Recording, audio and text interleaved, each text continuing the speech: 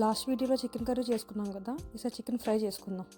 First mixie జార్లో కొంచెం జీలకర్ర, లవంగాలు, చెక్క, బిర్యానీ ఆకు, యాలకులు, ఎండుమిర్చి, జీడిపప్పు, మిరియాలు ఉంటే ఎండు కొబ్బరి కూడా వేసుకోవచ్చు.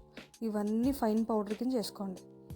తర్వాత చికెన్ నీట్గా వాష్ చేసుకుని ఆయిల్, కారం, పసుపు, ఉప్పు వేసుకుని బాగా మిక్స్ చేసుకోండి.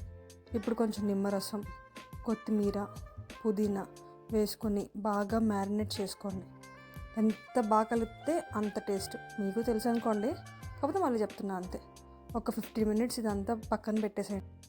ఇప్పుడు గ్యాస్ మీద ప్యాన్ పెట్టుకుని ఆయిల్ వేసి, ఆయిల్ హీట్ ఎక్కిన తర్వాత జీలకర్ర వేసుకొని అది చిటపట్లాడిన తర్వాత 2 మీడియం సైజ్ ఆనియన్ చాప్ చేసుకుని వేసుకోండి. 4 మిర్చీస్ వేసుకొని ఫ్రై చేసుకోండి. ఇప్పుడు అందులో కొంచెం పసుపు, ఉప్పు, కరివేపాకు వేసుకుని ఫ్రై చేసుకోండి.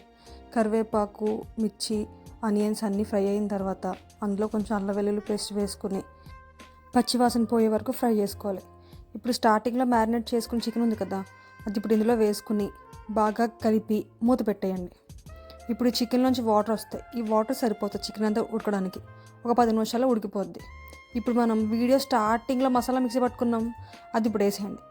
వేసేసి శుభ్రంగా ముక్కలకి మసాలా అంతా పట్టించి వాటర్ వేసి ఒక్క 10 నిమిషాలు మూత పెట్టండి. మేమంత డ్రైగా తినాం కాబట్టి వాటర్ వేసుకున్నాం. డ్రైగా తినేవాళ్ళు అలాగే వేసుకుని ఒక 5 మినిట్స్ ఉంచేసి ఆఫ్ చేసేయచ్చు. ఇది ఒక 10 నిమిషాల్లో ఉడికిపోయిన తర్వాత లాస్ట్లో కొత్తిమీర వేసుకుని తింటే సూపర్ ఉంటుంది. మేము తిన్నామండి, చాలా బాగుంది. మీరు ట్రై చేయండి. ఇంకేమైనా కొత్త రెసిపీస్ ఉంటే నాకు చెప్పండి. నా దగ్గర ఉన్నాయి, మీకు చెప్తాను. షేర్ చేసుకుందాం.